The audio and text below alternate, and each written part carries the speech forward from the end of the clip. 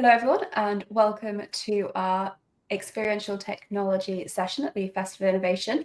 I'm joined today by Felix Erdmann from BeWunder. Welcome Felix, thank you for joining me today. Thank you, Alice. Nice to be here together with you.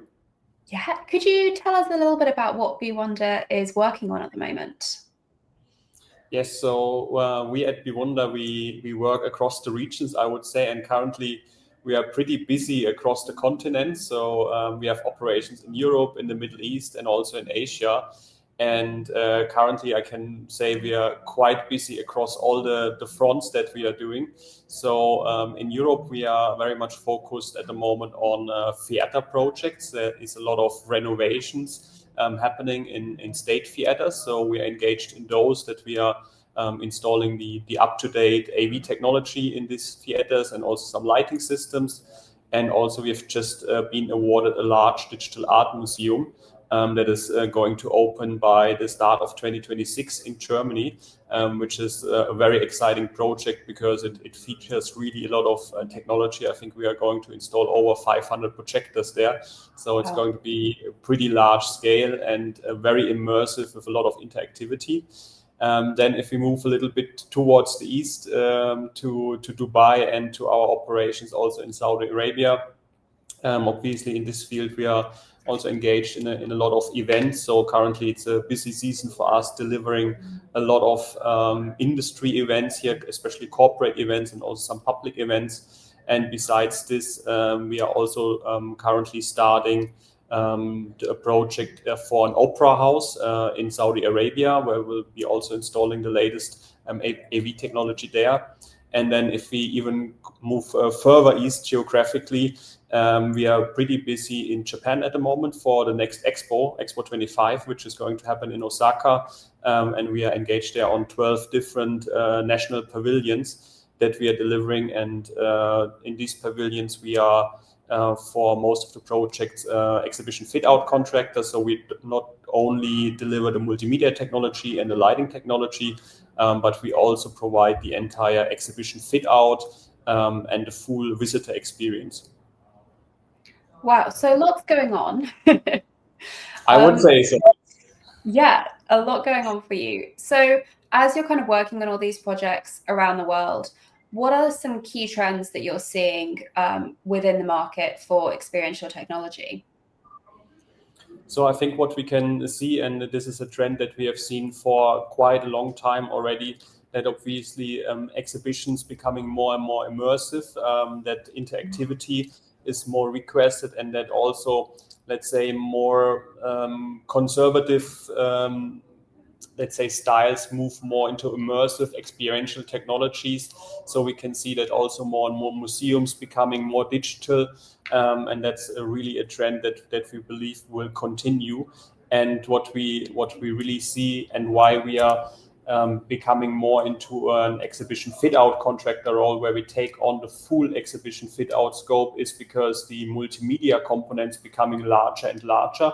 I think in the past, predominantly, if you look at museums and exhibitions, it was mainly about showcases, it was about artifacts, it was very analog in a way. But now all these exhibitions becoming much more digital, which means the AV components are having a larger impact and larger volume in the full project. That's why we are more and more taking the lead in these projects.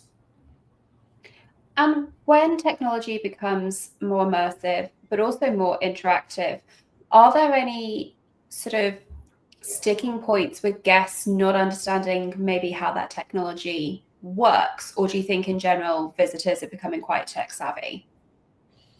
I think visitors becoming quite tech savvy, but it really depends on how well the technology is integrated in the full visitor experience. Because what we sometimes see, if technology is only there for the sake of having the latest technology, but is actually not fully integrated into the design and is not helping to deliver the content and to get the message across that should be sent, then it's kind of rendered useless. So I think that's why it's also important for us to be involved as early as possible in the projects, so that together with the exhibition designers and with the clients, we can really find the right technology to actually deliver the message and to improve the visitor journey. Because otherwise, as I said, if there's just a technology for the sake of the technology, then it's not a help for anyone. Yeah, it's so important, isn't it? As you say, that, you know, the story is kind of key, and then you use the technology to kind of augment that, rather than just going, oh, this is new technology, let's put it in, without it feeling organic, because visitors can kind of tell that it doesn't really add anything to their experience. Absolutely. Technology is there to support the visitor experience, and it's not an element by itself that should be exhibited. And as you say, then getting technology partners involved early really helps just make everything feel a bit more natural and free-flowing. So where do you see the future of this experiential technology going? I think in general, exhibitions will become more immersive. I can see that there's still a lot of projections and LED screens and interactivity. This will continue to be the trend, I believe, because it's also what people are getting more and more used to with the social media. I need to have fast changes because the attention span of people is getting a little bit lower. So I think a lot of the exhibition spaces really need to kind of be part of this, so that I'm not getting bored by just walking through a museum, because it really seems to be a trend. And I think that that's important. And then for sure, we will also see the impact of AI, that AI is providing new ways how to use technology, how to create content, and so on. And that will definitely have an impact on exhibitions as well. Are you using much AI within your own company at the moment? We do quite a lot, yes. I would say we are still at the beginning of our AI journey, because I mean, there's a lot of AI tools, but to use AI effectively, it requires quite some effort. Yes, I think we use a lot of, let's say, independent AI tools across the business. Are we using the full potential yet, or are we even using maybe, let's say, 10% of the potential? I don't think so. I think we still have a lot to learn there, how to utilize AI in the best way and how to also improve our business processes. But definitely there is I think a significant potential to improve how we deliver projects for our clients from a process perspective, also from a, let's say, time perspective. And then the other end is, I think AI can also help us to actually improve designs, to improve the content. So I think it really impacts the full spectrum of the business moving forward. Absolutely. I think the kind of help that AI can be, as you say, within the company to streamline your processes, make everything quicker is good. But I think also, you know, with the rise of immersive experiences, content does sort of need to change a bit more regularly, perhaps, so that you can encourage visitors to come back. So do you think there's a space for AI to maybe help operators change out their content more frequently?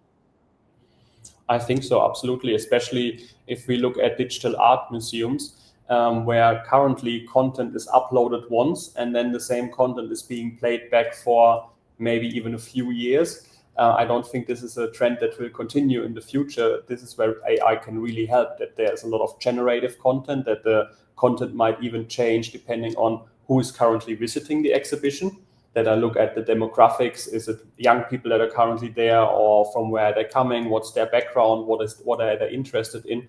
And to really help these exhibitions to be more interactive and more tailored towards the actual visitors that are currently there. Absolutely. And then what are some of the challenges that you're seeing either within your own business or with the industry as a whole? I think one of the biggest challenges that are always mentioned first is to find the right people to be part of your team, because in the end there's only so many specialists around the world that can really be part of high technology teams, which is kind of limiting, I think, every company in our business. And that's a factor that is limiting how many projects can you deliver, how well can you deliver them, how fast can you grow as a business. So that's why we really prioritize, I think, from our side to grow a strong team, to really build this strong foundation of the business. Because in the end, yes, we have AI technology, we are talking about technology, and we are building physical elements, but in the end, everything is driven by the people behind. they are in the end creating the experience for our clients to work together with them, to collaborate with them, to think about which solutions to implement. This is nothing we can outsource to AI. This is where we need humans, and that's one of the biggest challenges, to find the right people to build this team, because that's really the foundation of everything for us. Absolutely. Well, this has been really great. Thank you so much, Felix, for talking us through what you think the future is going to be for the industry. I think it's an exciting time, and it sounds like you have some really exciting projects coming up. So I look forward to seeing what they look like when they are revealed. We have some more fantastic speakers coming up, so stick around, and then we will reveal the winners of the Experiential Technology category at the very end of the session. So thanks for joining us, everyone. Thanks, Felix. Thank you. Hi, everybody. Welcome to the Experiential Technology panel here with blooloop, and we're all very excited to be here. But that being said, we're going to talk about some experiential technology trends, what's happening now, what's in the future. But before we get to any of that, why are any of us here, and why should any of you care what our opinions are? So Rachel, tell us about yourself. What has brought you to this panel today? Sure. I guess, well, I'm brought to this panel due to Lacey Campbell remembering talking to me at IAPA a few years ago. And I guess I talked about enough experiential tech with her that she was impressed. I'm a product manager and producer based in Los Angeles, and most recently worked at Disney on interactive experiences. But previously, I also lived a life in tech where I had interned at Facebook, Instagram, and Microsoft. So that's sort of the different lens that most people don't necessarily have when in the themed entertainment industry, I found, but still like love themed entertainment so much. So happy to be here. Well, yeah, that seems like a good reason. We should listen to what you have to say. Erica, how about yourself? I am here because I had the lovely chance to help judge some of the submissions and really, really love everything that we're seeing in the industry. But I come at this from sort of a unique angle. I'm an executive creative director for a vendor in the industry, Valtech Themed Entertainment Studio, and I used to work directly for Universal Creative. But most of my profession, once I've moved into theme entertainment, has been about interactives within theme parks, which at their core are really physical. They're about living the story, you as a participant actually influencing the world around you, but that takes a lot of tech to make it happen. And so although a lot of my job focuses on what the guest is doing, not how, it's working really tightly with those teams and helping them come up with the best solutions and understanding what's possible so that we can work in tandem to make really great experiences. Amazing. And I'm Jim Shumway. I'm the Vice President of Project Delivery for TAIT. We work in lots of markets, but we do a lot of work in themed entertainment and helping bring all these crazy ideas to fruition, and sometimes coming up with the crazy ideas and sometimes operating the crazy ideas. And so thrilled to be here talking with you guys today. So the first question, everybody, is what are you working on? What's going on? Now, of course, everything is themed entertainment is super mega top secret until the day it gets announced to the public. So I'm sure we're all going to be a little bit tight-lipped, but Rachel, starting with you, what are you working on? What are you seeing? What's going on in the world? Sure. Well, I was most recently at Disney, but have been sort of like looking for work since then. But something my mentor, Luke Marion at Imagineering, had recommended to me when I said, what do I do to get my life in order with themed entertainment? And he said, invest in skills and interests outside of themed entertainment to build value and, build out your perspective more. So I've been doing glass blowing because that was my one of my favorite hobbies in college. And it's been actually like such a great way to get like involved with the Museum of Neon Art and going on neon cruises where you go around the city and you learn history about it. So I could go on forever about how amazing I think those cruises are. But that's sort of the other, I guess, thing I've been working on. Probably not as important for the people watching this, but I don't know. Glass blowing seems pretty interactive to me. But yeah, Erica, how about you? What projects are you working on? What are you excited about? Let's see. Well, I've been fortunate to be able to keep going with a lot of my projects from Universal. We just had Donkey Kong Country open in Japan and really excited to, thank you, and see Super Nintendo World come here to Orlando in the near future. Also been doing some other work around the Universal parks, but recently, and I can't talk about these, but getting to work outside of that bubble, which has been really interesting to see different companies and the way that they create experiences and really take everything that I've learned over the past 11 plus years and apply it in a totally new way. But all around the lens of interactivity and what our guests doing within both theme parks and some other types of spaces as well. Awesome. For us, we're any number of things we're working on. Of course, we can't talk about any of them until they exist. But to the park you just mentioned, Erica, that's growing out of the ground in Orlando, Florida right now, we're very humbled to be a big part of that. There's a lot of projects, I imagine we all agree, in very blue sky, very early development right now, most of them in the Middle East region, that if they end up existing even as 1/10 of their current conception, will still be some of the craziest stuff we've ever achieved as a species. We're really excited to be a part of that. Rachel, how about a project that you've completed recently that fits this mold, experiential interactive technology? What's something that we can actually talk about that you were a part of that excites you or you think is really pointing toward the future? Sure. I worked on a physical digital activation, for D23 Expo a couple of years ago. So I was working on a digital avatar that currently still exists on the Disney Wish ships, where you go around the ship and do all these, different activities around the ship that unlock special items for your avatar. And they're all different Disney branded items. So that was the first time we'd ever cross-mixed IP, which was its own legal situation. But, that way you could have like Marvel, you could be wearing Ant-Man's mask, but you could also have like a lightsaber in your hand.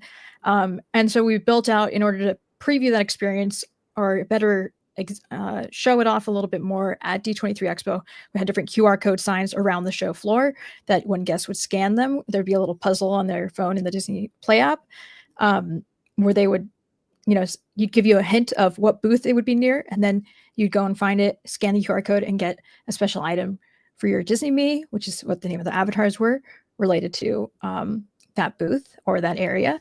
And it was, once you got all of them scanned, all the codes scanned, you were able to unlock a platinum Mickey backpack for your Disney Me in celebration of the 100th anniversary of Disney. So really so many things that I learned about working physically in person, about fire marshal rules and all the, stuff that in my previous life doing just product management in tech, I had never been concerned with fire marshal rules before, or hoping that the janitors don't take away the QR code signs in the middle of the night, so I'd have to go back out and protect them. But I think it was just a great example of where we could start. People are so used to scanning QR codes, especially through COVID. You're scanning a lot of menus with their phones. Just seeing how people would react to that and what their thoughts were on, having more experiences like this on the Disney ships and in the parks. Y'all probably deserve an award just for surviving those IP conversations about a Marvel costume and a lightsaber at the same time. Congratulations. I can't fathom the meaning. Erica, what about you? What's something that you can talk about that exists in the world? Oh, goodness. Something I can talk about that exists in the world. Let's see. It's always hard, especially when it comes to how something is made. So maybe I'll talk slightly tangentially about how we think about the way guests are tracked and what we can remember about what they've done and use that to inform what they do next. And I think a good example of that is Super Nintendo World. It doesn't have to be just that specific project, where it is this very much making it enticing for you to share that information about what you're doing, because there's a huge amount of value to you as a guest. And it's not for marketing purposes or for something that might make you not as interested in sharing up like, what games have I played and how did I do? But it actually directly impacts it and makes it better for you. So that could be if you're going on some type of quest and you have 3 different things that you need to do. Well, we need to know you did those. and actually have that payoff at the end. You can absolutely do it with no tech. I've done it with scavenger hunts at summer camps where there's no tech at all involved. It's purely honor system. But when you're in a large scale theme park, thinking about not only how do you prove that they made it there and they've unlocked their ability to go into another experience, like in Bowser Jr., to be able to enter into that boss battle because you earned your way there. We actually need to know how you got there and that you did earn that right. And but it also is just a better payoff for you because you realize, oh, it actually mattered that I did each step. If I try to cheat, then I won't get to where I need to go. And then also, if you return in the future, you can pick up your game where you left off. I don't know how many video games I've played where if I took a very long hiatus and I picked it back up again, I'm like, where was I? And so I spend a lot of my time thinking about, well, what makes it great? Like, what is the benefit to a guest for us to have a player profile and really understand what they've done? Can we make it harder for them? Can we give them new challenges? Can we serve them a different experience? Because we know that this background music was playing the last time they were there. For as a random example, we can play a different piece of music, or it could be a totally different game. And so that's really kind of touches a lot of the different projects that I've been working on, is thinking about what is different, what is special, what is personal to you, but also allows you to revisit the same experience that you want to play again. So Erica, having stolen where I was going to go about I'll go super low tech because you guys both went high tech. In the last year, I've been really excited to be a part of experiential attractions that actually live up to that word, right? I think especially outside of the theme parks, we as a people have allowed experiential to mean there was a beam of light and I walked through it once, and therefore the entire experience is interactive or experiential, and it's just not, right? We've really watered down what that word means. And so we've been fortunate to be a part of a couple of events like Luna Luna in Los Angeles and now New York City, and then Life and Trust, a new production in New York City, which ultimately very low tech. There's no digital involvement in there's some digital involvement, obviously, right? There's show control platforms, but not on the personalization level. Something like Life and Trust is from the folks that did Sleep No More. And so it's this literally immersive, like it's brute force immersion. The entire building has been retrofitted to create these spaces, and you get to wander through on your own path, right? And I think that's a big part of where we're going, is not only giving people the illusion of choice, but actual choice. And how do we manage that through an experience? So that's been some really humbling stuff to be a part of, that exists in the world that we can talk about. So that being said, let's move on. Let's talk about trends of today. So what are you guys seeing that is where we are today, which is stressing today because the next question is going to be about the future. So we'll go the other way around. Erica, what are you seeing today? What is the baseline entry level immersive technology that one must have to use that word?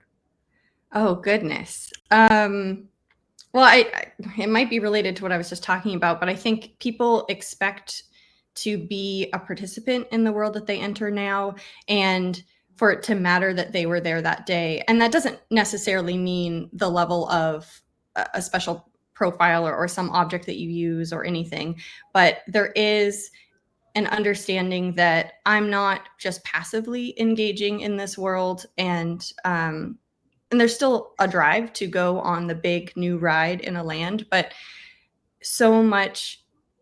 I think when I entered this industry, it wasn't as common to have an entire themed land open with an attraction. It was enough to just have an attraction, but people expect a world for them to enter, not just a single queue line and ride to go on. And so it's really just that placemaking of how do I get to actually be in that IP. How about you, Rachel?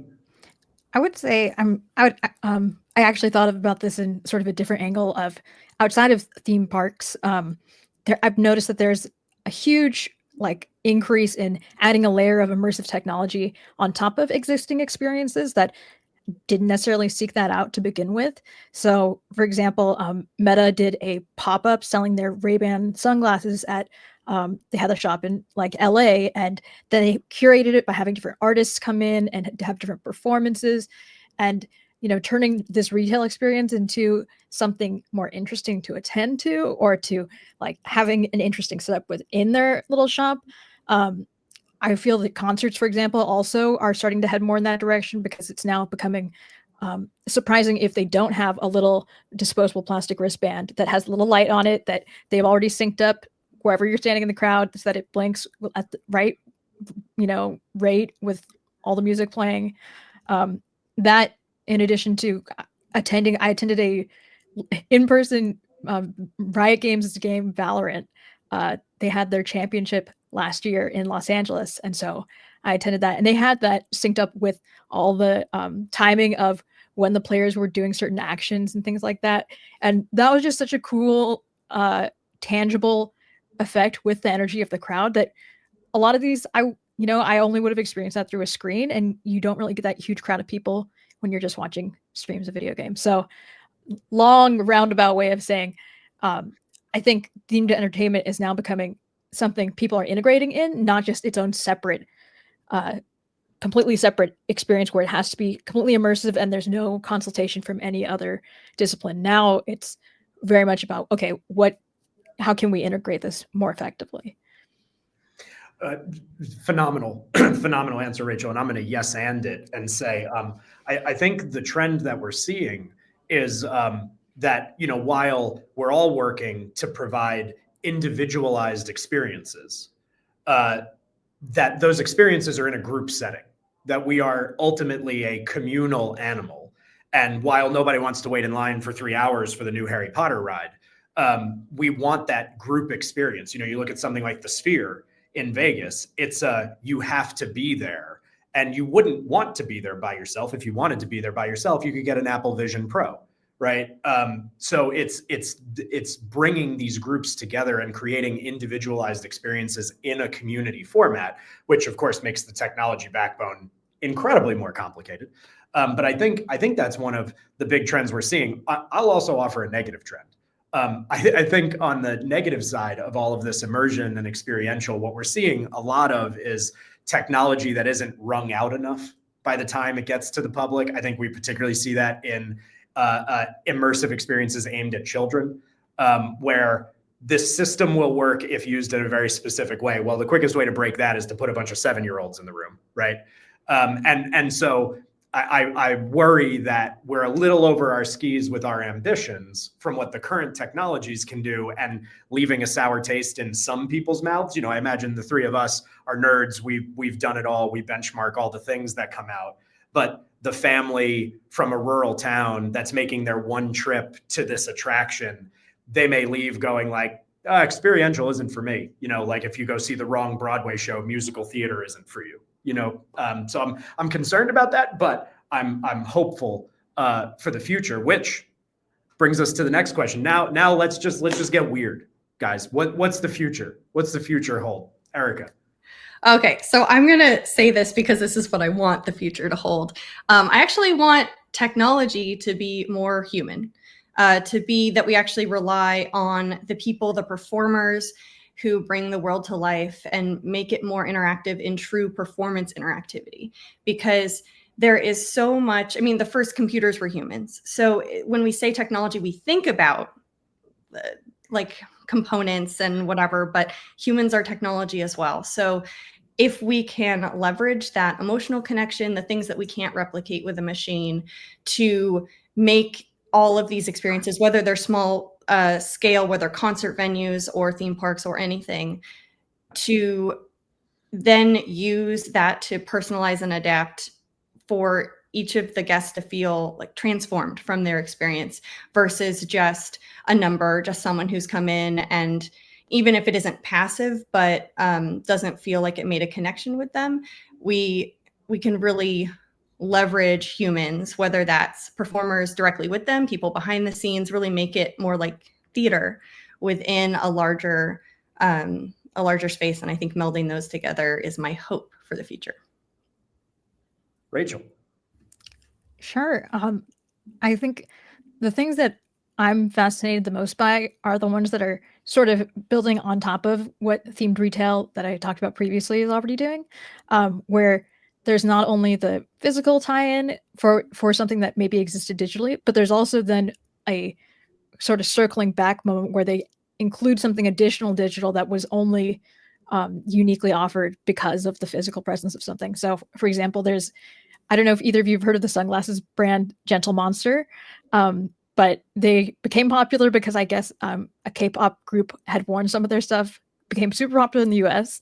And then they did what I consider the most bizarre collaboration between themselves and a fighting game called Tekken 8, where they actually had gotten like 3D models made of one of the main antagonists wearing their Gentle Monster sunglasses, walking out of like a limo, and then built a couple 3 physical stores in Seoul, Shanghai, Beijing, and Tokyo to so you could like experience the glasses in person, but also to visualize that character's like their arc a little bit more, what they are about. They have like a giant sculpture of the antagonist like in a fighting position, then they also had this thing where you could make yourself into a fighting game character using the tech they had, the like scanning your image in. They'd transform you to look like one of the Tekken 8 characters, as well, print your ID badge. And I just thought that was such a cool way to have both the physical glasses that were specifically designed for this character that you could like really buy, and then also for the in-game character as well. So that was something where I felt, sometimes where there's pairs of a code being given out with some sort of unlock, it doesn't feel as authentic or as like really that they made an effort to truly push this forward as opposed to just throwing an extra thing on top. So I think just the extra thoughtfulness that has to go towards sort of brand activations like this, that's where we're headed, because consumers are really, malls are making a comeback.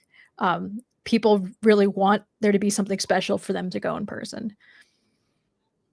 I'm going to yes and both of you guys. I'm going to get overly specific about 2 technologies, the 2 A's, AR and AI.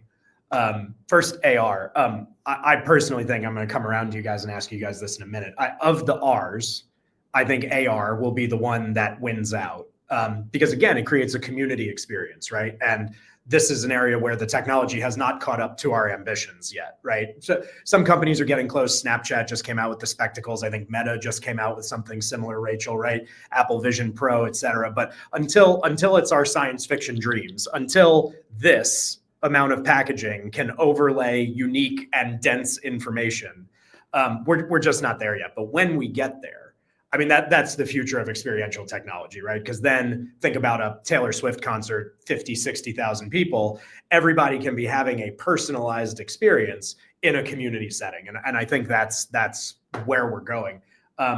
AI being the flip side of it, I think AI is, I don't want to say AI is a trend. It's certainly not. But like, you can't do anything without saying it's AI enabled now. Like, oh, I've got a new blender that's AI enabled. Why? Right? And so right now, I think it's being misused as a tagline. Certainly not misused as a technology, at least not yet. We'll see. But I'm looking forward to when we get past the hump of AI is going to be all consuming and we view it in the way every other technology becomes, which is another tool on our belt to build an experience around, right? Like we all still use tricks from Greek theater, right? This will be another technology on our belt. I'm looking forward to when we get there and the secondary and the tertiary revelations AI will bring us instead of this primary thing. So that's what I'm excited about the future. Erica, you first. Of the R's, which VR, AR, XR, I'm sure there's other R's I'm not familiar with. What are you thinking carries the day in the end? Oh, goodness. I think we already live in a world that's augmented. It's just because AR is not specific to just a head-mounted device or glasses. Very true. And so we augment the world all the time with our phone. We see if we have a billboard that changes, or there are pieces that, whether it is only I can see it or the group of us can see it, we're still augmenting our reality in some fashion. And I do look forward to when it's used to support the experience and not as a gimmick. I think it's moving that way. And And there are times where it really enhances it because there are limitations to physics or things that we can experience in the real world, but we want to be a part of some form of fantasy. And so to have that wish fulfillment, we need something about our reality augmented. So I totally agree with you that AR is the way that we can all be together and experience a version of life that would be impossible for us to experience outside of that, which is really the wish fulfillment. And yeah, AI is an interesting one. I think it's actually been around in some capacity, and we just didn't realize it, and now it is a buzzword, and so that's makes it interesting. And I look forward to it being just a tool, because we don't want it to do what we are passionate about in our creative endeavors. We want it to help make all of those possible. So yeah, just really agreeing with a lot of what you said. Yeah. Rachel, what R carries the day for you? I would agree. Like, I mean, again, I'll be understanding what Eric said. I believe that, like, especially that line that Erica just said about supporting something that supports the experience without being a gimmick. I think AR has the potential to definitely run into gimmicky territory where it feels very forced, clunky, like not natural to the experience, where I'm like, oh, this would be the logical next step I would take. So I do think AR is where we're headed. I think it's just a matter of refining the way in which we get there, because a lot of the implementations of it are pretty clunky, and there seems to be a disconnect on if you just have, not to flame my former other life doing tech, but if you just have engineers and strictly people coding who are the ones working on an experience, as opposed to having everybody in the room at the same time and having there be that deeper conversation about long-term, like the feeling that we want to impart, the sentiment we want to give to people, and not simply just metrics go up, hopefully. So I think that it's getting refined. I hope it moves more quickly in that direction, but it seems to be taking a little bit of time. I also feel that until AI, while it is very prevalent right now, until it gets to the point where it feels more heartfelt and less soullessly manufactured, and like once there's a little bit more I guess tangible, like genuine quality in there that really speaks to you personally, instead of just quickly trying to like throw something out that maybe kind of fits the bill. I think once it starts getting catered a little bit better like that, that's where AI is really going to take off, because then it'll feel less like a cop-out, or less, not saying AI is a cop-out necessarily, but just there's a certain feeling that comes with, like, when you read something and you kind of know AI wrote it, or you see an image and AI made it, takes away from the meaningfulness of it speaking to me. And once they get closer to that point, I think there'll be quicker progress in that direction. I agree with you. I would put it this way. What we're lacking today in the generative AI is the curation of the experience, right? We're handing over a lot of experiences to generative AI, but the curation is important. The curation is the human fingerprint on the experience. And sometimes those decisions are bad and the show closes, but sometimes those decisions are meteoric and the show runs for 15 years, or the experience runs for 20 years in a theme park, right? And so I think that's the part we're not there yet with on AI. Last question, guys, and I'm going to go first, so it comes back around to me. Biggest challenges. What are the biggest challenges you're seeing today?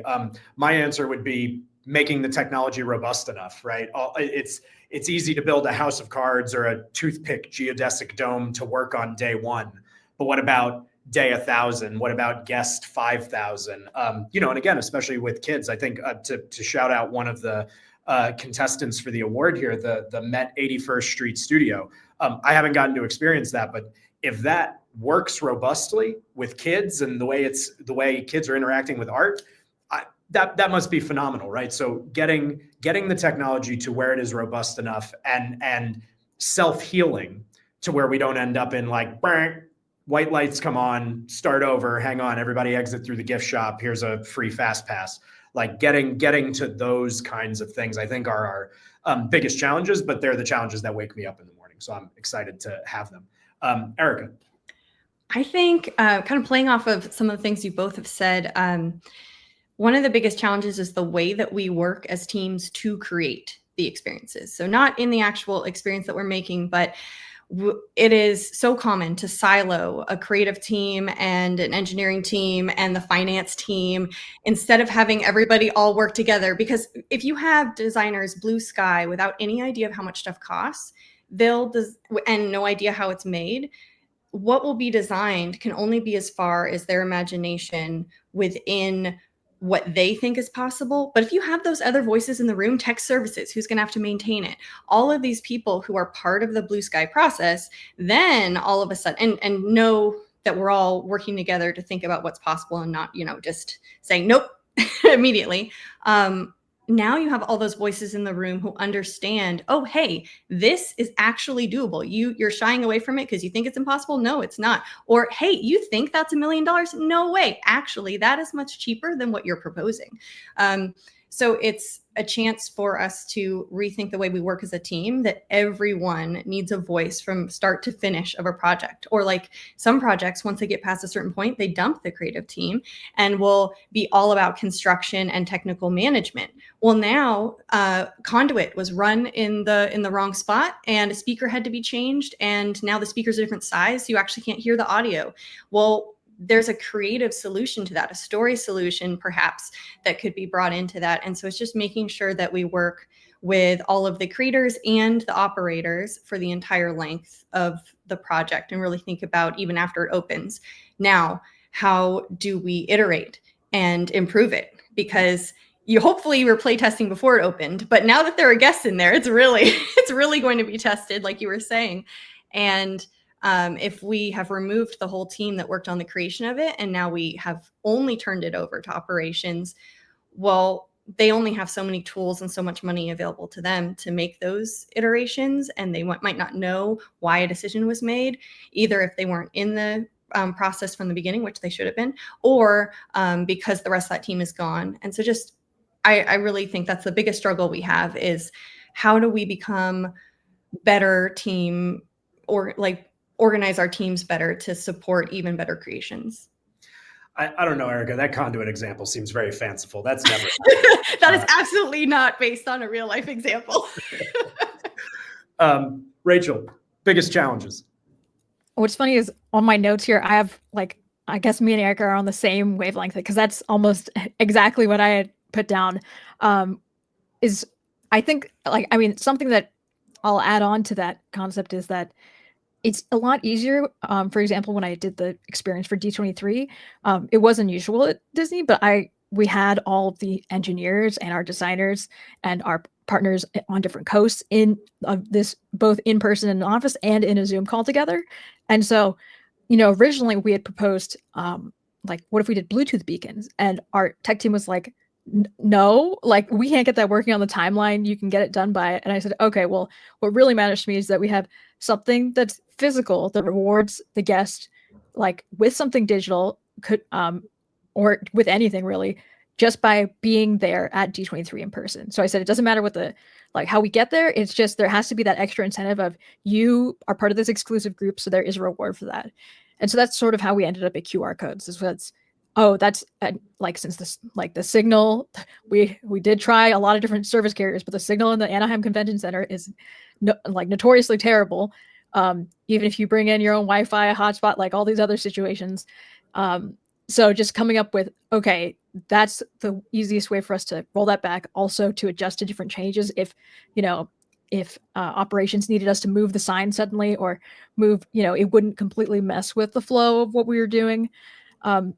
I'd say the other issue, and once again related to what Erica has just said, is the idea that the marketing team, I feel, is often not in sync with the team, both the creative team and the engineering team, because there are times where I feel like the way something is being marketed is not true to the spirit of what the experience is. And there's also times where I feel for marketing, they're trying to make the experience be viral by having a hashtag in there. I'm guilty of being put in situations where you couldn't change enough of the base experience to make it really sing, but you're trying to make it have some sort of virality, or be, something that people want to share on social media, the best experiences are the ones that are so good that the marketing team doesn't have to do any extra heavy lifting.